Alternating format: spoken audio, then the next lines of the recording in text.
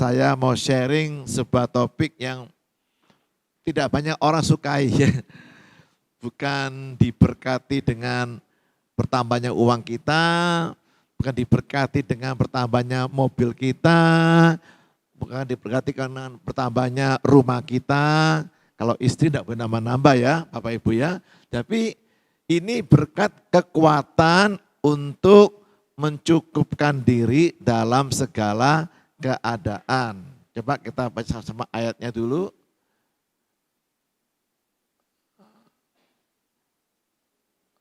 Ya, di kitab Efesus pasal 4 ayat yang ke-11 sampai 13. Saya bacakan Efesus 4 ayat 11 sampai 13. Kukatakan ini bukanlah karena kekurangan, bukan karena saya minta uang kalian, kata Paulus kepada jemaat di kota Filipi.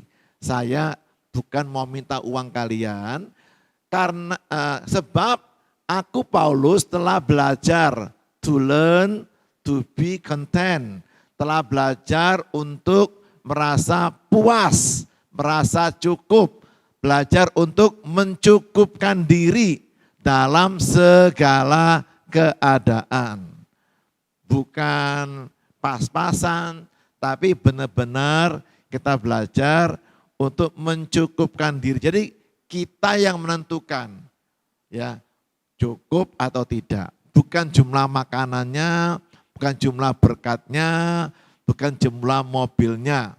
Contohnya orang paling kaya seluruh dunia, ya namanya Warren Buffett itu orang Amerika, sudah tua, ya dia orang kaya nomor 2 sekarang mungkin di dunia ini.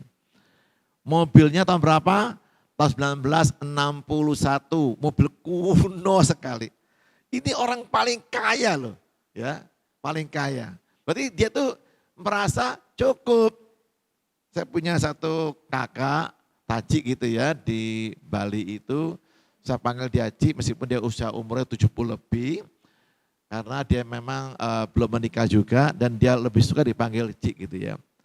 Loh Ci, kok naik mobil Fiat Uno, atau Fiat Uno, mobil kecil ya kayak mobilnya Mr. Bean tuh.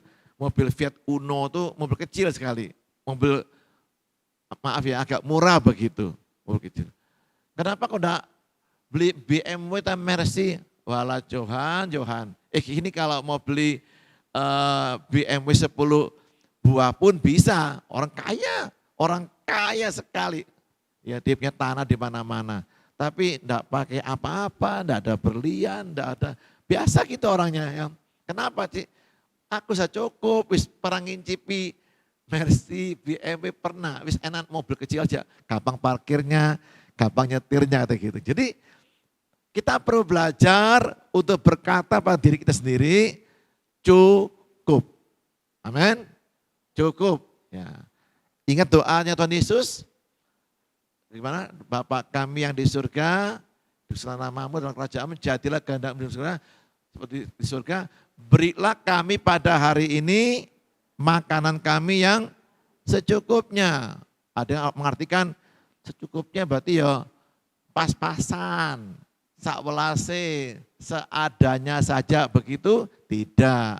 Arti kata itu kalau dalam bahasa Mandarinnya cabang Madura gitu ya mungkin ya. Cek Paule. Bapak Ibu tahu cek Paule? Cek Paule itu makan enak, kenyang, puas. Saya pernah makan dalam posisi kekenyangan. Kalau saya pelayanan ke sebuah kota itu, habis doa pagi itu jam 6:30 tiap hari itu, pasti diajak makan mie. Jakarta itu ya. Itu 6:30 makan mie. Jam 10 telepon lagi jemaatnya. Pak Johan ngapain Pak Johan? Oh lagi persiapan. Ayo kita makan yuk. Tadi pagi baru makan. Oh itu baru sarapan. Belum makan beneran. Ini makan pagi beneran. Pergi makan lagi ya. Terus jam 12:30 itu habis doa siang. Jam 1 makan lagi. Makan siang. Saya khotbah jam sore itu jam 6 sore. Jam 5 makan lagi. Pak makan dulu Pak supaya Bapak kenyang dulu. tadi baru makan jam 1. Iya jam 5 makan lagi. Selesai khotbah jam 8.30 makan lagi kue tiaw goreng ya. Jadi 5 kali makan. Jadi makan yang kelima itu pasti tidak enak. Kenapa? Sudah kenyang. Sudah nafsu makan sudah habis. Saya sudah cukup. Tapi ada orang serakah Bapak Ibu ya. Pengen. Padahal tuh malah membebani mereka. Jadi kata Paulus, aku tidak pernah berkekurangan. Kenapa? Aku belajar mencukupkan diri dalam segala keadaan. Atau ketemu saya, Pak Johan suka durian? Suka, seorang Bangka. Di belakang rumah saya itu banyak pohon durian. Ya, tiap malam kita langsung bawa senter ya, nyari mana. Ada bunyi duk itu artinya ada yang jatuh. Ya, seperti itu. Apakah saya tiap hari makan durian? Ya enggak, ayo Pak Johan katakan, enggak usah cukup. Saya sudah pernah makan durian, sudah tahu rasanya, ya wis cukup gitu ya. Paling 1 biji saya makan gitu ya. Bukan 1 buah, satu biji peloknya itu ya, bijinya itu seperti itu. Terus yang ke-12 kata Paulus, aku tahu apa itu kekurangan. Artinya saya pernah kurang. Entah kurang duit, entah kurang makan, entah kurang kurang sukacita, atau kurang bahagia, atau apapun juga ya. Dan aku tahu apa itu kelimpahan. Dalam segala hal dan dalam segala perkara tidak ada sesuatu yang merupakan rahasia bagiku. Artinya saya sudah pernah mengalami kurang maupun juga kelimpahan. Baik dalam hal kenyang maupun dalam hal kelaparan. Baik dalam hal kelimpahan maupun dalam hal kekurangan. Anak saya bingung lihat saya ya, kenapa papa suka makan bakso, bakwan ya, pentol itu. Saya bilang, iya nak, papa dulu waktu masih kecil tinggal di Kupang Kerajaan, itu dulu Kupang Kerajaan itu pekuburan Tionghoa gitu ya, banyak kubur-kubur, banyak bong-bongnya Tionghoa di situ, itu tanah liar asalnya itu. Kemudian terakhir baru diproses jadi orang-orang punya suratnya. Dulu tidak ada suratnya dulu ya, situ itu. Jadi waktu papa dulu miskin, saya bilang gitu, papa pernah bawa rantang setinggi ini ya ke tukang bakwan itu, 1 pentol bakwan, kuahnya 1 dandang gitu ya, 1 rantang gitu. Sampai yang jual marah-marah sama saya ya. Kenapa? Di rumah ada orang 5 mau makan. Nah 1 pentol dibagi 5, jadi papa makan 1/5-nya.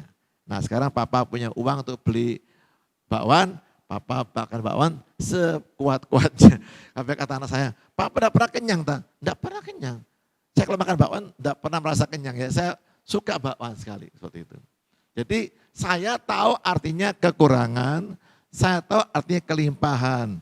Ya, juga karena saya dulu juga hidupnya sangat sederhana, makan pun seadanya. Karena juga mama saya waktu remaja sampai dia menikah itu, sampai tua itu dia jahit baju terus, kalau pagi dia jadi guru sekolah Tionghoa dulu ya. Kemudian dia jarang ke dapur. Akibatnya mama saya masaknya ya cak kangkung bisa lah ya, nasi goreng bisa, tapi kalau dibilang hauce enak sekali ya enggak Bapak Ibu ya, kata orang lain tuh enggak enak, tapi bagi saya tuh enak. Nah, sehingga sampai hari ini saya itu mau makan 1 hari 1 kali bisa. Saya mau kurus bisa. Ikut puasa 10 hari 10 malam enggak makan, cuma minum air putih tok bisa. Ini 2 minggu lagi saya ikut puasa total 4 hari 3 malam puasa Ester itu. Enggak makan, enggak minum, bisa. Dan saya selalu kebagian di malam terakhir itu khotbahnya. Ya, karena pada muntah-muntah, mulus-mulus ada yang sampai mual-mual begitu rupa ya. Terus kata ketua umum sinode itu, kayaknya Pak Johan ini yang paling seger ya, wis Pak Johan khotbah terakhir aja. Ya, seperti itu. Kenapa? Saya sudah biasa makan 1 kali, sudah biasa enggak makan juga. Ya. Dan yang kedua saya biasa kan dulu kan puasa 40 hari. hanya makan 1 kali sehari ya. Jadi lama-lama saya kebiasaan makan hanya 1 kali jam 2 siang. Kalau sore makannya buah kalau masih lapar gitu ya.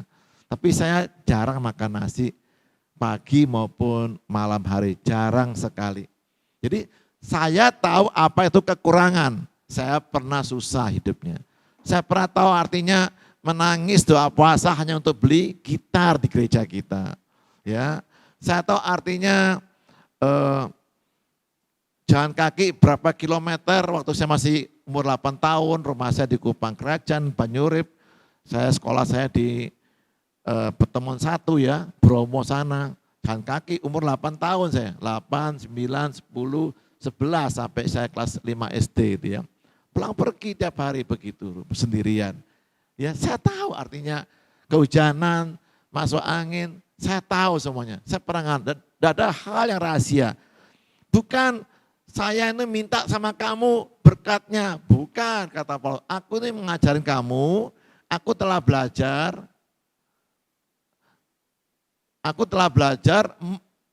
saya yang ngontrol ya.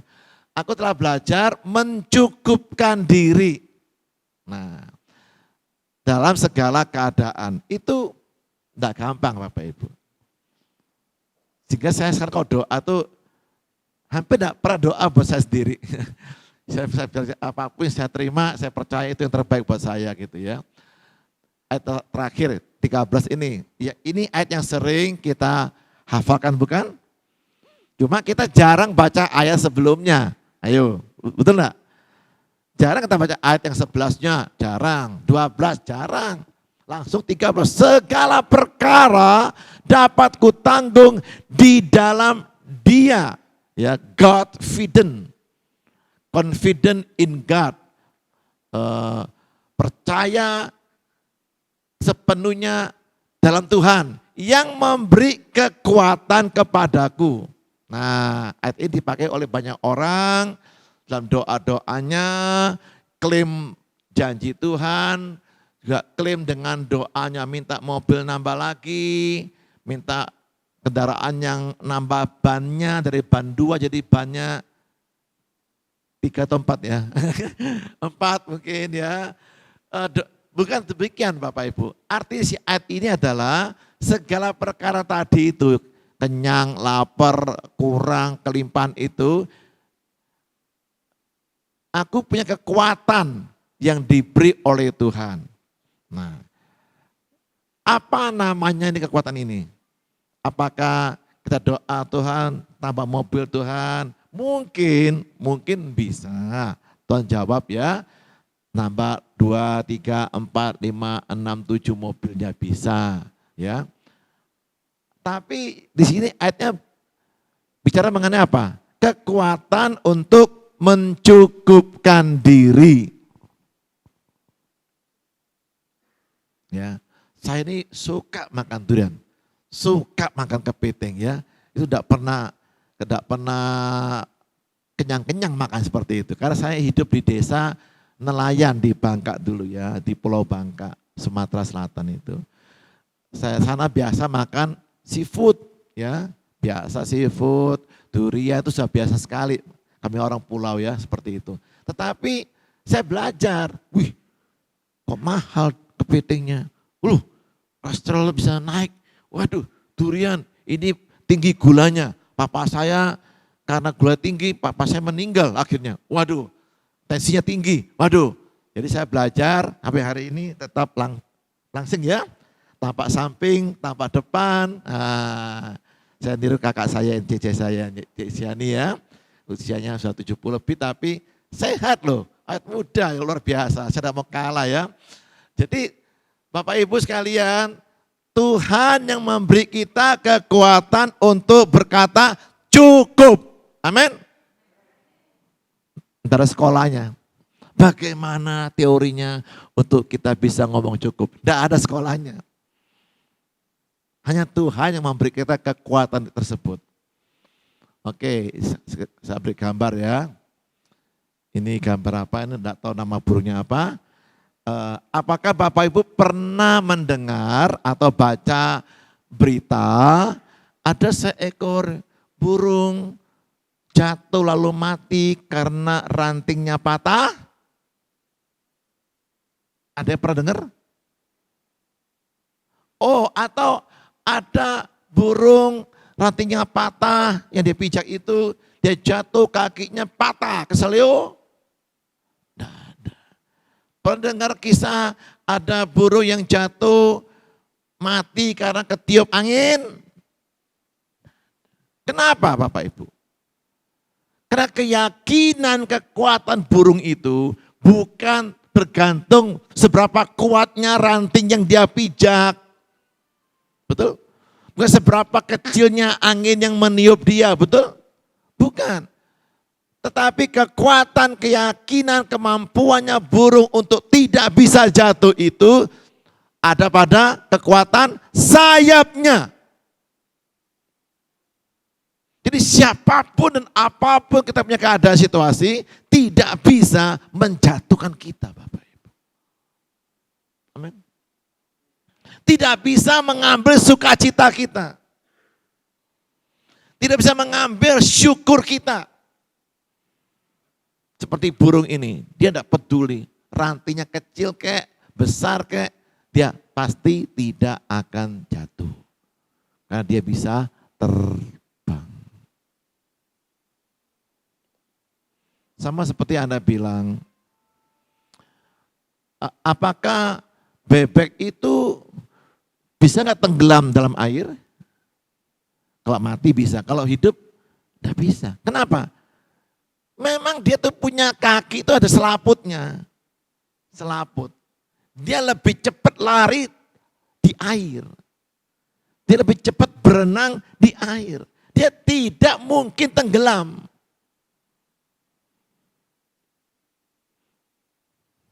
Jadi tergantung Anda punya kekuatan di dalam Yesus, dalam Dia, atau kekuatan Anda pada dompet Anda.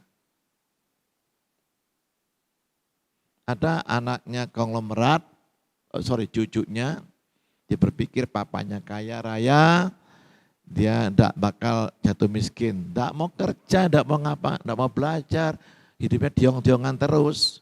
Begitu kakeknya meninggal, papanya kurang bisa ngurus perusahaannya, dalam sekejap mata dia narkoba, habislah hartanya. Juga kesehatannya habis juga.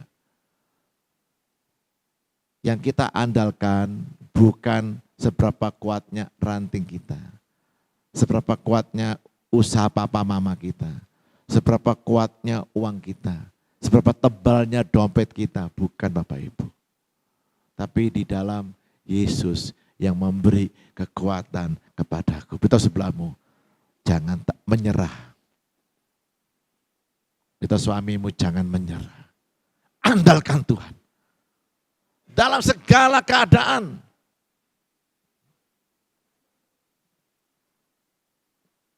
Segala perkara.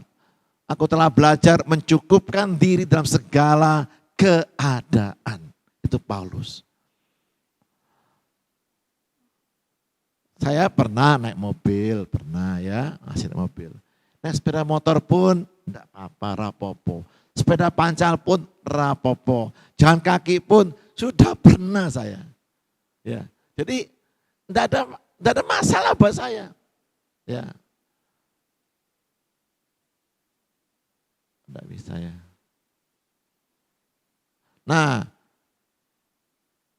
Nah, katanya Profesor Abraham Maslow dari Amerika, dia seorang psikolog ya, dia membuat piramida segitiga itu tingkatan kebutuhan manusia. Yang paling rendah, yang paling dasar ini basic needs, kebutuhan dasar manusia itu apa?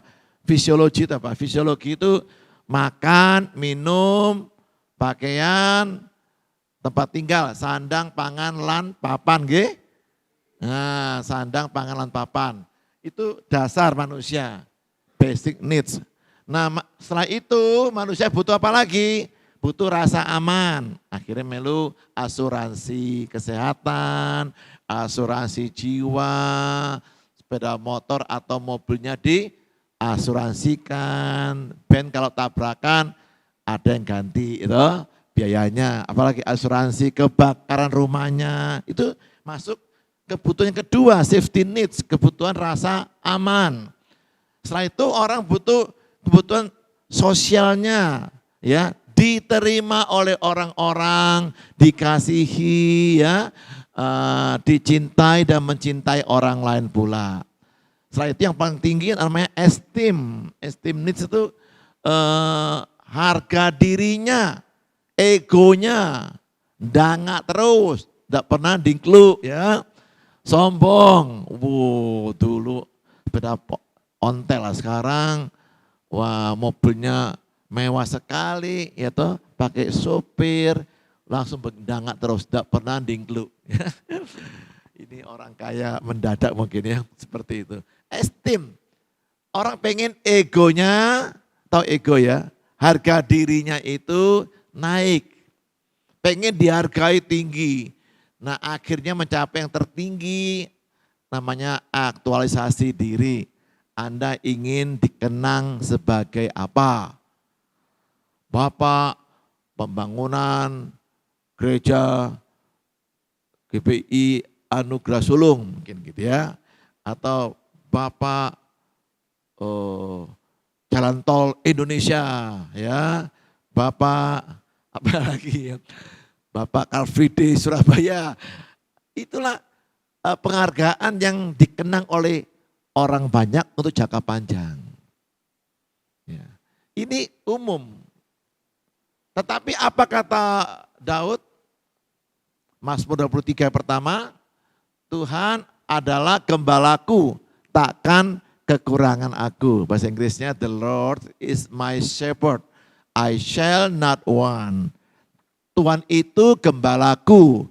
Kalau Tuhan gembalanya, berarti siapa kita ini? Dombanya. Angon wedus, ya, dombane, ya. Maka I shall not want, tidak ada lagi yang saya inginkan. Bukan sekedar tak kekurangan, artinya, pas saya butuh mobil 10, datang dari surga, buk itu 10 mobil gitu. Nah, artinya I shall not want, tidak ada lagi yang lain yang saya inginkan. Saya sudah puas, senggol istrimu. Saya puas sama kamu saja ya. Ndak ono uwil-wilan ya. Kalau pil-pilan, kalau selingkuh-selingkuhan, kalau nyeleweng-nyelewengan. Ayo senggol bapak-bapak, senggol istrinya. Saya puas sama kamu ya, satu saja cukup ya. Ada orang, bapak-bapak gimana? Capek enggak ngurus punya satu istri itu? Sibuk enggak? Repot enggak? Tapi ada orang yang aneh, satu dia mau nambah 2, 3, 4. Dia bilang, Pak, hidup kita ini pendek Pak umurnya Pak. Laopo hidupnya pendek dibuat ngurusin istrinya orang lain juga, simpenannya macam-macam. Satu repot, ngapain nambah lagi ya. Jadi kata Daud, aku adalah gembalaku, I shall not want. Tidak ada lagi yang lain saya inginkan. Tuhan cukup buat saya. Christ is enough for me. Ya, Christ is enough for me. Everything I need is in you. Everything I need is in you. Tuhan cukup buat saya. Ya, everything I need, segala hal yang saya perlukan sudah ada di dalam Yesus. So I shall not want. Tidak ada lagi yang saya inginkan. Meskipun Miss Universe lewat, kapaten, Miss Kelurahan apa iki, Miss RT apapun juga, Missan apapun juga tidak mempengaruhi. Tidak ada lagi yang saya inginkan. Saya sudah puas. Amin. Kenapa demikian? Karena kata Profesor Abraham Maslow, orang Amerika niki sama orang Meriki sama Amerika kan beda ya. Kata mereka seperti ini. Kata meriki Alkitab kita bilang apa? Kita butuh apa? Sandang, pangan, lan papan sudah dipenuhi oleh Yesus. Kata firman Tuhan, serahkan segala khawatir sandang, pangan, lan papan kepada Tuhan. Karena Tuhan yang memelihara hidup kamu. Amin. Yang katakan amin Tuhan bagi Tuhan Yesus. Tepuk tangan ya. Katakan matur sembah nuwun Gusti Yesus. Nggih. Nah, itu yang pertama sudah dipenuhi Yesus. Yang kedua apa? Rasa aman. Sekali-kali aku tidak akan meninggalkan engkau and forsaken you. Dan menelantarkan kamu. Loh, orang apa? Dia mati buat kita. Kita di dunia selamat, dijemput, dibawa ke surga, nyampe surga enggak? Nyampe yang punya surga. Kalau Pak Ijo ngajak saya ke surga, Pak Johan saya mau ke surga loh, melu ora. Mas, sampean tahu ndak alamatnya surga? Nah itu masalah nih. Loh, sampai belum tahu alamatnya surga. Ndak tahu jalan nih. Oh gak melu aku, wong dia belum tahu jalannya. Kata Yesus apa? Akulah jalannya. Yang punya surga jemput kita nyampe ke surga. Nyampe, yang punya yang jemput kita. Kurang apa garansinya? Aman enggak? Aman. Pita jiwamu, Tuhan, kowe diberkahi marang Gusti. Kamu sangat diberkati oleh Tuhan. Kamu aman. Tubuh, jiwa, rohmu aman. Ya, bahasa Indonesia itu baik-baik saja. Ya, prosper itu artinya shalom, apa itu? Aman, ping'an, aman, sejahtera, selamat, itu sama ya, ping'an, shalom itu sama artinya. Itu tubuh yang menjaga tubuh jiwa rohmu, sini baik-baik saja Inggrisnya tuh prosper, aman, nyaman, gitu loh ya, puas. Yang ketiga, social need, dikasihi oleh orang, diterima oleh orang. Yesus sudah mengasihi kita, amin. Sudah menerima kita. Ada orang jual dirinya supaya dia bisa beli tas merek mahal-mahal, supaya bisa masuk ke kelompok orang-orang kaya. Lah opo? Yesus sudah mati buat kamu. Kamu dikasihi oleh Tuhan, diterima oleh Tuhan apa adanya. Kamu bahkan diampun dosa kamu, secukup. Apa? Esteem needs. Harga diri kamu sudah. Dulu saya pendosa, saya orang berdosa, orang brengsek, orang regane. Dihina-hina orang, saya dulu dihina orang. Kalau saya di kampung tuh bawa gitar ke ibadah remaja hari Rabu malam, oh cino ngamen.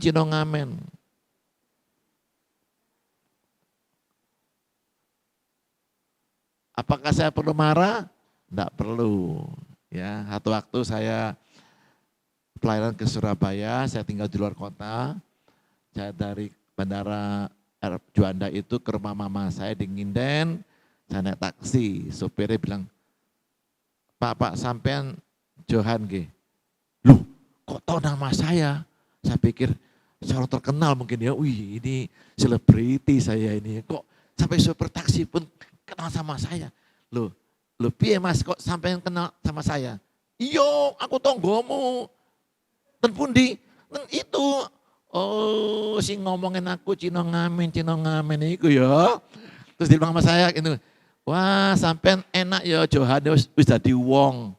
Tapi pikir lah, sampean sopo ya? Kok saya orang, kamu kan juga orang juga sama seperti itu. Jadi Bapak Ibu, kita enggak perlu minta penghargaan dari manusia. Kita enggak perlu minta. Tuhan sudah menghargai kita. Dari orang berdosa jadi anaknya Tuhan. Loh piye? Tertinggi. Jadi putra putrinya Tuhan. Jadi pangeran dan putri kerajaan surga. Saya tidak butuh lagi dipuji-puji orang. Semuanya sudah dipenuhi oleh Yesus. Bahkan yang terakhir kata Daud, ini perkataan terakhir dari pemazmur yang disenangi oleh Tuhan dan bangsa Israel. Seseorang yang berkenan di hati Tuhan. Saya ingin jemaat GPI Sulung, Anugerah Sulung ini dikenang oleh anak-anakmu, papa mamaku itu penyembah yang sungguh-sungguh.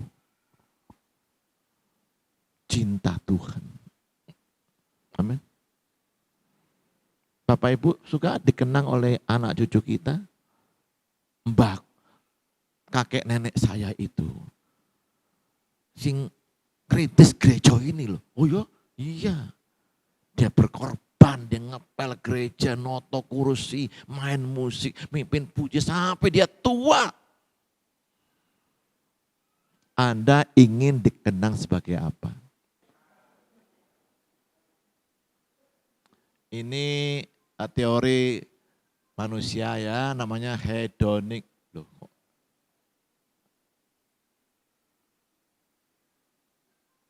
Ya, hedonic treadmill. Hedon itu kesenangan. Orang mencari kesenangan, kepuasan itu seperti sedang berlari di treadmill. Tahu treadmill ya? 1 kilo. Wis 2 kilo. 3 kilo. Piye Pak? Pun, sudah 5 kilometer. Di 5 kilo, mau sampai gak pindah-pindah kone ya. Waktu dapat gaji 1 juta, bahagia enggak? Bahagia Pak Johan. Tapi Pak Johan, sumonggo yo dapat 5 juta, pasti lebih bahagia.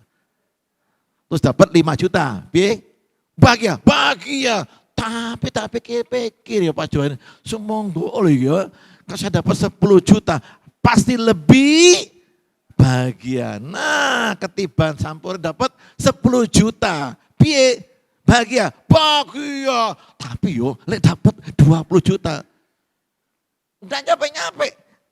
Sepertinya dia sudah mencapai 1 juta, 5 juta, 10 juta, sudah puas. Tapi enggak pindah kemana-mana, betul? Tetap aja gak nyampe-nyampe. Ke sini, iya 5 kilometer, ke sini loh. Iya wes, dia tetap di tempat. Seperti dialami oleh perempuan ibu ya yang di Samaria itu. Tuhan beri kepadaku Tuhan air hidup itu supaya aku tidak haus lagi, tidak usah nimba air di sini. Kata Yesus, pergilah panggillah suamimu. Suamimu, 1 orang ya. Apa jawabnya? Aku tidak mempunyai suami. Ya. Kata Tuhan, tepat katamu bahwa engkau tidak mempunyai 1 orang suami. Sebab engkau sudah menikah 5 kali. Yang ke-6 ini kumpul kebo. Mungkin dia yang pertama suaminya tuh mungkin maaf ya. Ini contoh ya, dokter. Wah, sekali suntik, tiawan bunyinya loh. Wah, kaya raya nih. Tapi bojoku gak tahu mulai oma. Jam 4 pagi sudah keliling pasien. Pulang praktek jam 2 pagi. Lah kapan ketemu saya? Bosan. Cerai, ganti lagi suami yang kedua. Siapa mana ya? Insinyur. Waduh ya, kayak ibu si Ani ini insinyur, wah punya proyek-proyek, pasti uangnya banyak kaya raya ini. Tapi kalau orang tidak pernah pulang juga, proyeknya di Papua 3 bulan, proyeknya di Batam 6 bulan. Aduh ya, ganti lagi. Yang ketiga apa mana? Akuntan, wah, pasti di rumah terus itu akuntan ya. Tapi bikin pembukuan, waduh lupa waktu, lupa tidur, lupa makan. Lupa segala-galanya. Aduh ya apa, piye uangnya banyak tapi ya enggak bisa puas juga. Ganti lagi yang keempat suaminya mungkin pemusik. Kayak yang ngomong ini pemusik, ya waduh. Dia main musik seneng-seneng gitu bisa dapat uang. Tapi tur kemana-mana, keliling dunia. Setahun pulang cuma 1-2 minggu tok. Loh ya apa ya? Oh penyanyi. Podo ae penyanyi. Terakhir kumpul sama kebo.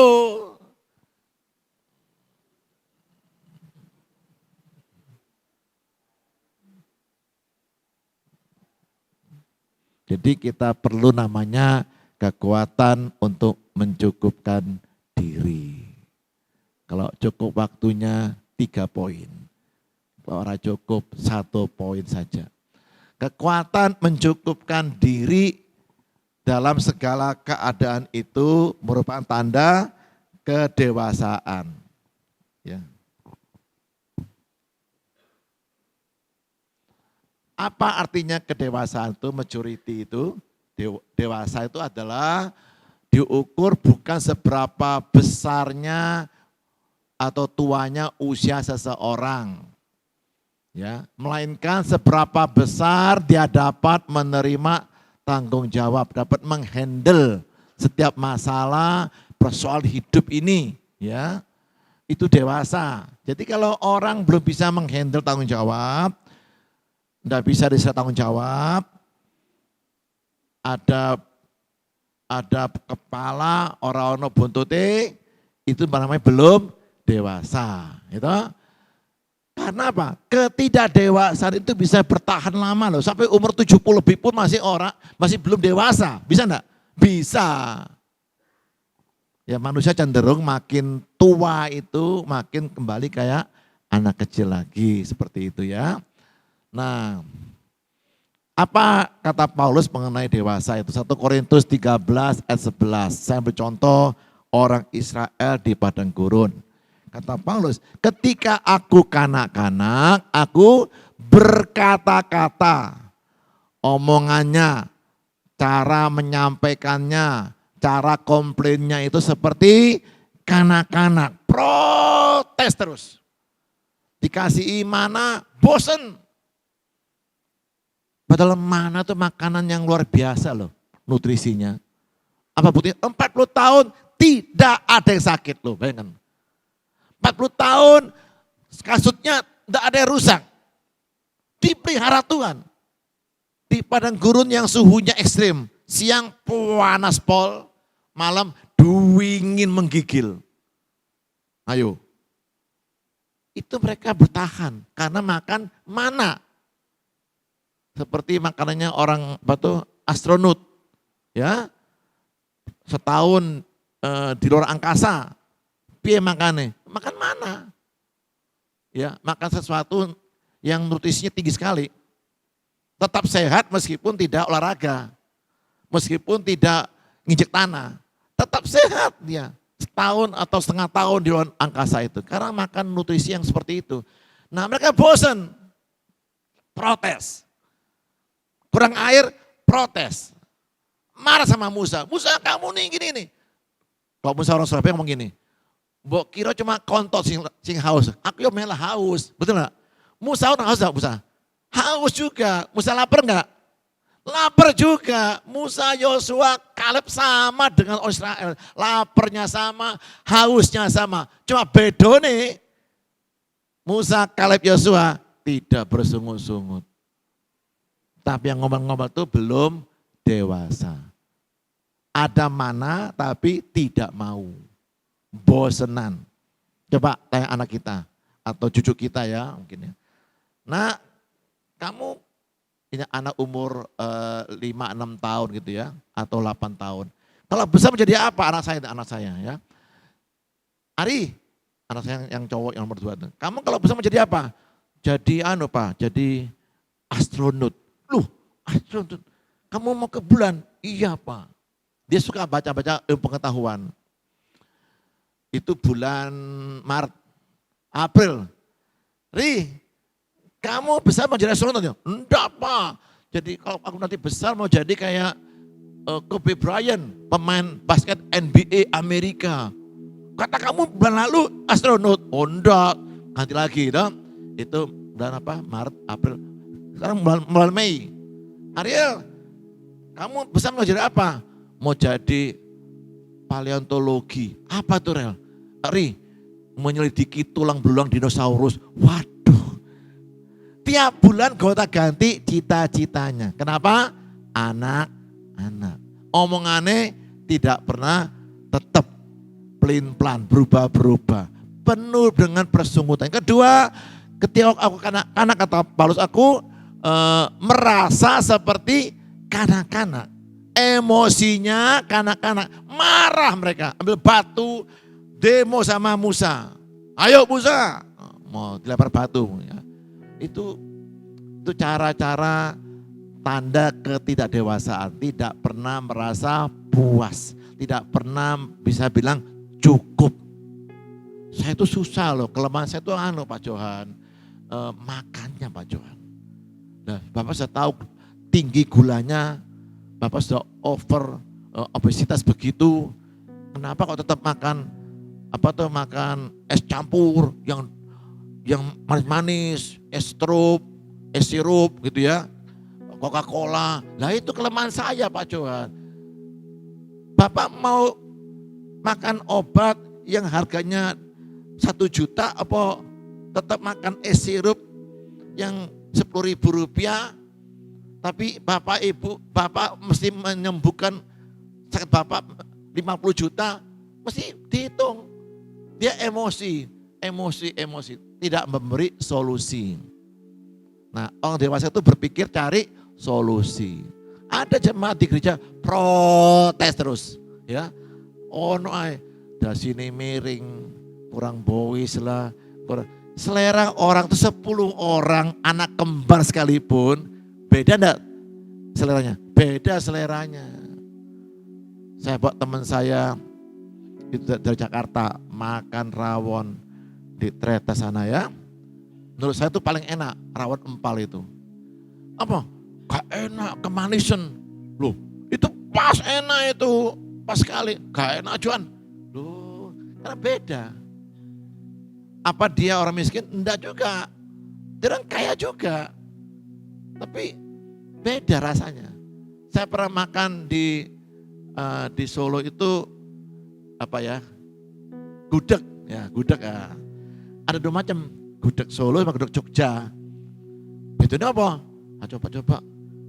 Saya kan kurang ngerti bedanya antara sangat enak sama kurang enak. Saya enggak punya karunia membedakan Bapak Ibu. Beda ke sangat enak, apa enak atau kurang enak. Karena mama saya biasa masaknya sederhana ya. Jadi saya mulai kecil sudah biasa makan di rumah kalau seorang miskin. Jadi makan apapun enak. Bapak Ibu jangan tanya sama saya, Pak Johan masakanku kurang apa Pak Johan? Kamu sekarang nanya orang, saya ini makan apapun enak. Bedanya apa sih gudeg Solo sama gudeg Jogja? Oh beda, yang ini garingan, yang itu basahan. Oh iya, terus rasanya yang itu manis, yang ini asin. Oh sarung Surabaya suka yang asin, ya, seperti itu. Jadi beda-beda. Yang ketiga, waktu aku kanak-kanak, aku berpikir seperti kanak-kanak. Apa itu berpikir?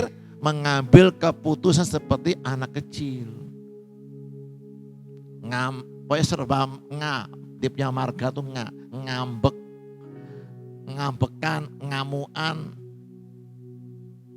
ngapa lagi ya, ngamuan, ngambekan, ngamuan, seperti itulah.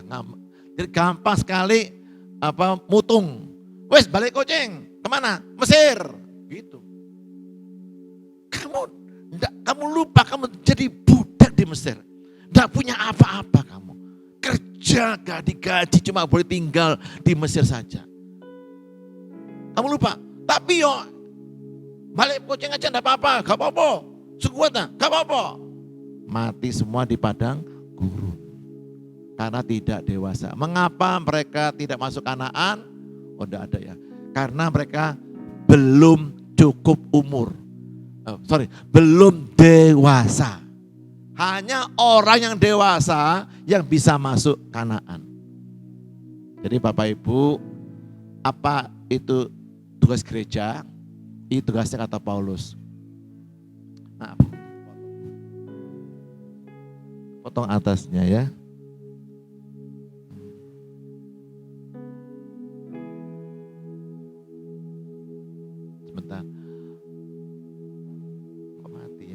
Ini. Apa itu tugas gereja?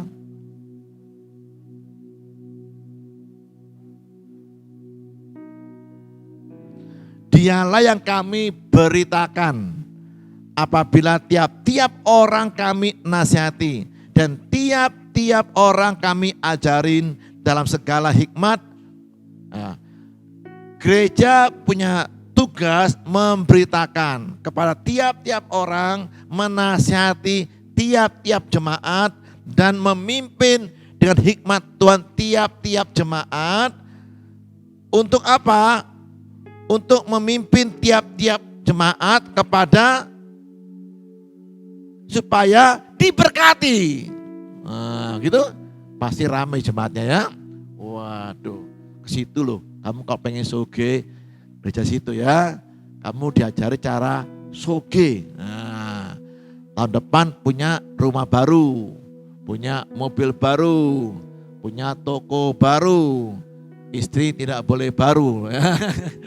Nah, seperti itu. Jadi enggak begitu. Gereja itu tugasnya memberitakan jemaatnya, menasihati jemaatnya, memimpin jemaatnya supaya mereka menjadi dewasa, ya, serupa sempurna seperti Kristus.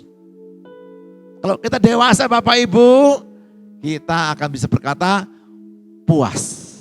Hidup ini menyenangkan. Hidup ini bahagia. Kita puas. Oh sudah, waktunya habis ya. Oke. Yang kedua, gini aja ya. Yang kedua tanda rendah hati. Terakhir saya deh, ini. Masih banyak sekali ya. Tapi ini deh, ini. Matius 11 ayat 28.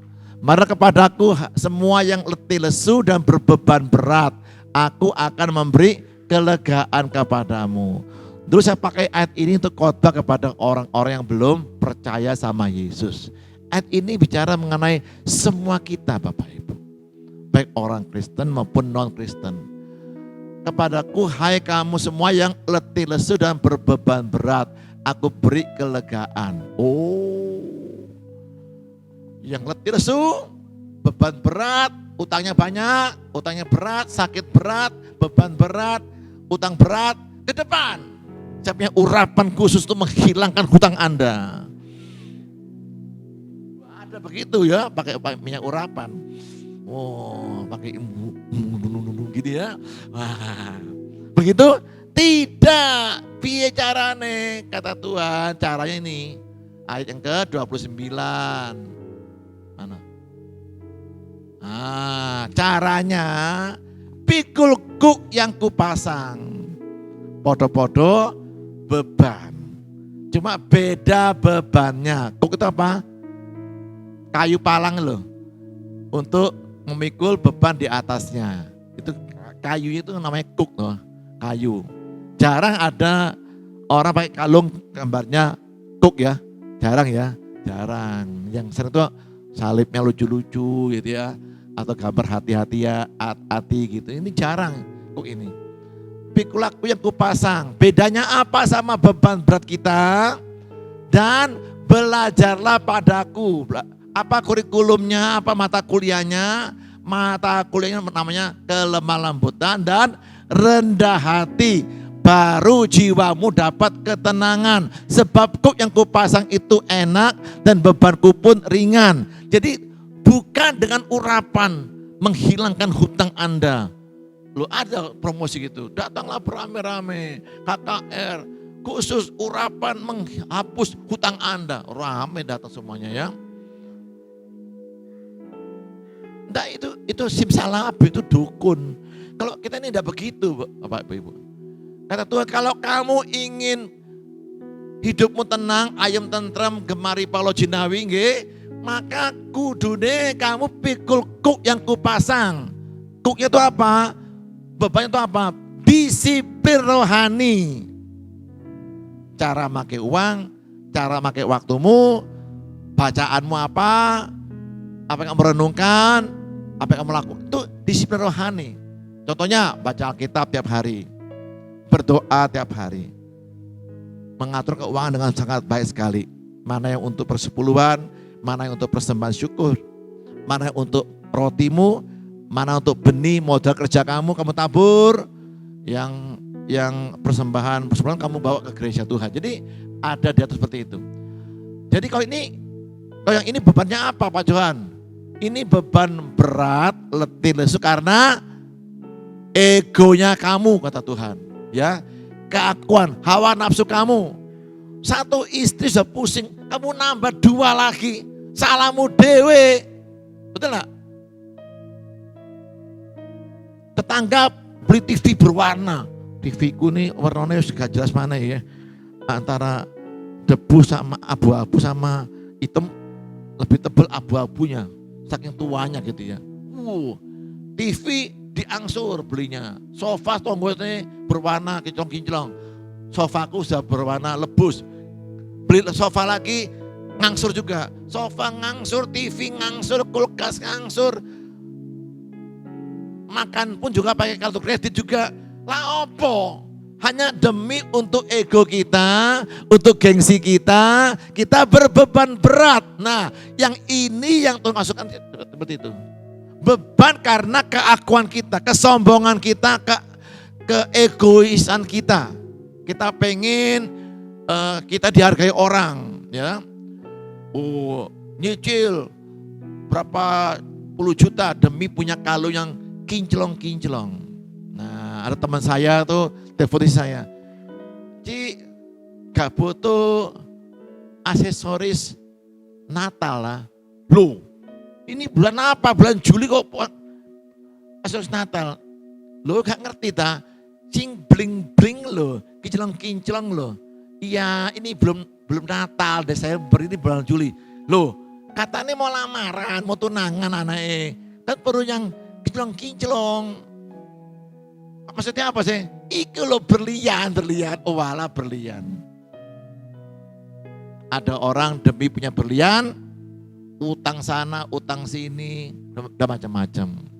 Katanya, enggak usah Ci, enggak usah, kami ini simple kok. Saya cari di Sogo yang imitasinya. 200.000 rupiah dapat anting-anting ya. Imitasi apa Ibu ya, imitasi. Ini gak apa-apa. Kamu dipinjem itu?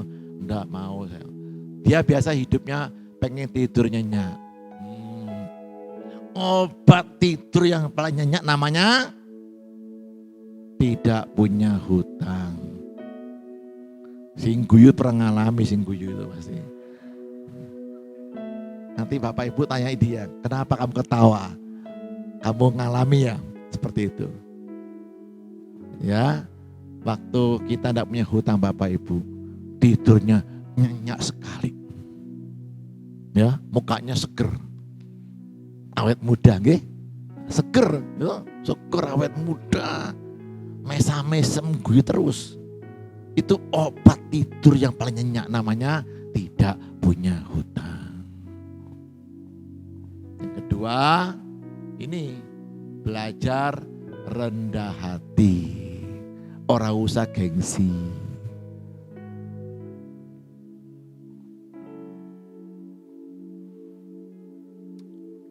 Gak perlu gengsi. Mobil saya itu mobil yang paling murah seluruh dunia. Kijang Innova tahun 2011. Teman saya bilang, ini mobil tipe ini mahal loh Pak Johan. Didol mana bisa 185 juta. Oh yo, iya ini tipe paling dicari orang. Biosolar cuma 6.500 rupiah per liternya. Wah murah sekali ini. Juga bandel mesinnya. Terus ditol. Terus dinggo DP nih. Terus nyicil. Lah nyicil uang siapa? Oh, saya enggak mau begitu. Ini mobil paling murah kenapa? Dikasih orang saya. Saya dikasih orang mobil tua ini, tapi saya nikmati Bapak Ibu. Anak saya, teman-temannya orang kaya-kaya, cewek dia. Saya antar dia kemana-mana, dia tidak pernah malu. Waktu makan sama teman-temannya, ayo Rel makan. Enggak, saya minum aja. Loh, emangnya kamu berapa uang saku kamu? Debut sekian ya, di bawah 1 juta. Jauh lah. 1 bulannya. Masa segitu Rel? Kalau aku 15 juta Rel, aku 20 juta. Anak saya tidak pernah malu. Dia orangnya tidurnya gampang kayak papanya nih. Gampang tidur. Wah, nyenyak tidurnya. Cantik anak saya. Jadi selebgram ya. Di mana-mana. Akhirnya dia dapatkan sesuatu yang dia inginkan akhirnya. Belajar rendah hati. Disiplin itu apakah berat? Waktu saya mau menikah dulu, sudah habis waktunya. Nah, itu masih panjang lagi ya. Waktu saya dulu mau menikah sama istri saya, Bapak Ibu, ada perjanjian nikah. Kami bikin berdua, bukan pisah harta, bukan. Maksudnya itu, kalau kamu dari luar rumah, masuk rumah, ganti baju dulu baru boleh duduk di kasur ataupun sofa. Loh, saya orang Surabaya nih biasanya pulang mabruk kita tidur gitu. Kenapa? Nanti kasur kita bau keringatmu, bantalnya bambu keringatmu, selimutnya mambu, semua mambu. Aku udah mau. Loh, apa? Kau udah oke? Batal loh nikahnya. Waduh, anak cantik sekali gitu ya. Waduh, eman. Ya wes, gak apa-apa. Tanda kerek. Yang kedua, waduh, banyak syaratnya. Kamar tidur kita tidak boleh dimasuki pria lain selain kamu. Loh, adik saya ada 2 laki-laki, tidak boleh masuk. Aduh, ya apa adikku 2. Kalau tidur kamar saya tidak boleh pokoknya. Hanya perempuan yang boleh masuk kamar saya. Berhubung dia cantik. Ya wes, gak apa-apa. Erek. Saya nikah Bapak Ibu. Beneran. Saya kan biasanya selebor gitu ya. Masuk kamar. Ganti. Ada baju tidur, ada baju rumah, ada baju keluar rumah. Waduh. Saya ini belajar. Tapi lama-lama saya malah kamsia sama dia. Kenapa? Tidur saya enak, wangi, spraynya wangi, sarung bantalnya wangi. Coba kalau bau lebusnya Pak Johan keringetnya, waduh, bisa pingsan tidurnya mungkin ya, saking mampunya luar biasa. Kamar saya harum, nggak ada bau laki-laki lain, ya. Lama-lama saya merasa cook itu enak, betul. Bebanku pun ringan. Awalnya saja yang susah, lama-lama saya terbiasa. Oh enak gini ya, saya tidurnya harum baunya, enggak bau keringat orang lain, kalau gitu ya. Jadi kita perlu belajar, disiplin cara pakai uang, disiplin cara pakai waktu kita, disiplin dalam hal kita bekerja, dalam hal kita beribadah, disiplin dalam hal makan kita, belajar, nikmati. Ya. Saya berdoa supaya Anda semua kelompok yang gampang gemuk, gampang kurus. Amin. Gampang, saya kalau mau gemuk gampang sekali kok. Mau kurus pun gampang sekali ya. Saya biasa tiap hari olahraga ya. Jalan kaki, jalan cepat, berjemur. Tinggal tunggu, kamu tuh berjemur siang-siang. Loh kata orang-orang jam 10 pagi itu paling bagus matahari. Iya, bagus tapi kamu gosong semua kulitnya. Akhirnya dia berikan saya sunblock. Wah, pakai sunblock dulu. Saya diajarin istri saya, repot loh. Kalau saya mau keluar rumah tuh, kamu harus pakai ini dulu ya, cuci muka yang bersih dulu, kasih gini. Aduh. Tapi lama-lama saya, lebih empuk ya, tidak kasar-kasar lagi. Gitu. Bapak Ibu, hidup ini yang pendek ini saya ingin kita hidupi dengan penuh kebahagiaan. Waktu kita meninggal, kita bisa meninggal dengan tenang. Amin. Tidak kaget. Telah meninggal dengan kaget, tidak begitu. Kita tenang, damai, bahagia, kata Mazmur 92, Tuhan mengenyangkanku dengan umur yang panjang. Itu artinya itu, Tuhan akan memuaskan kita sampai puas di waktu yang lama baru kita boleh meninggal.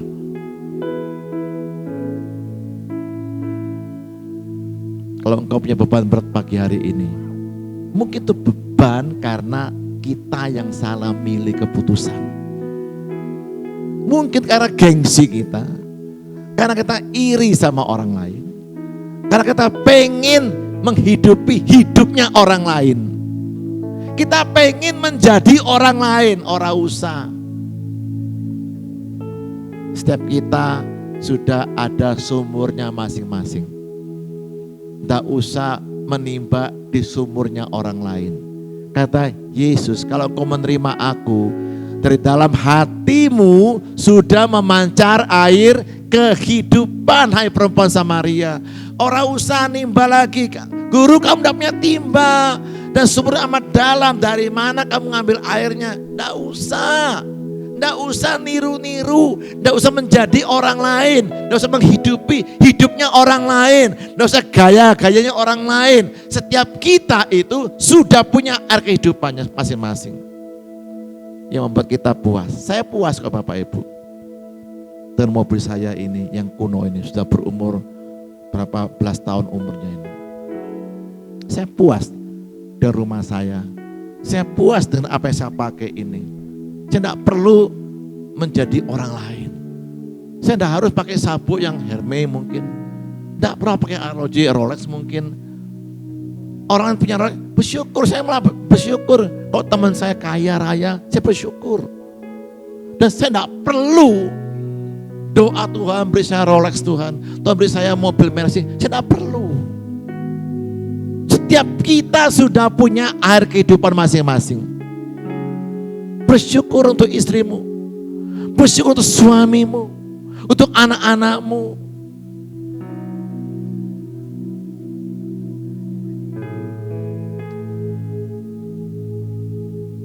Tapi kalau ada pada pagi hari ini, tutup mata semuanya, yang berkata, Tuhan, banyak tahun-tahun saya yang hilang Tuhan. Tahun-tahun yang penuh air mata Tuhan. Karena salah saya sendiri Tuhan. Saya salah ambil keputusan. Saya salah membelanjakan uang saya. Saya salah mengatur waktu hidup saya. Saya salah mengatur pola makan saya. Sehingga saya penyakitan. Sehingga saya berbeban berat. Letih lesu. Tahun-tahun yang bahagia saya hilang. Dan pagi hari ini Tuhan, beri saya kesempatan yang kedua Tuhan. Bisa hidup yang penuh kebahagiaan. Kau berkata bebanmu ringan dan kukmu enak Tuhan. Saya mau hidupnya saya bahagia. Berapapun usia saya di bumi ini, semuanya bahagia Tuhan. Bebek Tuhan, puas. Kalau ada yang mau seperti itu, angkat tanganmu ke atas. Mulai hari saya mau Tuhan berubah. Saya mau dikenang oleh anak-anak saya sebagai papa atau mama yang luar biasa baiknya. Saya dikenang oleh istriku atau suamiku sebagai suami atau istri yang terbaik bagi istri atau suamiku. Saya ingin dikenang oleh gerejaku sebagai jemaat yang setia, yang rendah hati, yang suka melayani, dan jadi berkat bagi orang lain. Kalau engkau mau seperti itu, berjanji seperti itu, angkat tanganmu. Di kursi Anda berada, saya tidak suruh Anda ke depan, tidak perlu. Kita doa dari mimbar ini. Di dalam nama Tuhan Yesus. Engkau lihat tangan-tangan kami yang ke atas Tuhan. Engkau tahu kami mulai hari ini berapapun sisa umur kami ke depan Tuhan. Kami ingin sisa umur kami ke depan itu semuanya penuh kebahagiaan. Karena kami tahu bahwa hanya Engkau yang bisa bikin kami bahagia dan puas Tuhan. Beri kami kemampuan untuk mencukupkan diri dalam segala keadaan. Dan puas dan cukup dan merasa cukup dan puas Bapak. Dalam segala keadaan. Kebahagiaan kami tidak bergantung dari ranting yang kami pijak atau angin yang bertiup. Bukan dari faktor luar kami. Tapi kebahagiaan kami tergantung dari dalam diri kami. Ada air kehidupan yang memancar sampai kepada kekekalan Tuhan. Berkati hidup jemaat-Mu Tuhan, apapun kondisi kami. Karena kebahagiaan, kepuasan kami tidak bergantung dari berapa rupiah kami miliki, berapa banyak rumah yang kami miliki, berapa banyak mobil yang kami miliki, bukan Tuhan. Hanya Engkau yang bisa memberi kami kebahagiaan dan kepuasan. Berkati gereja-Mu juga di sini Bapa. Berkati hamba-Mu kami sehati berdoa untuk gembala kami Tuhan.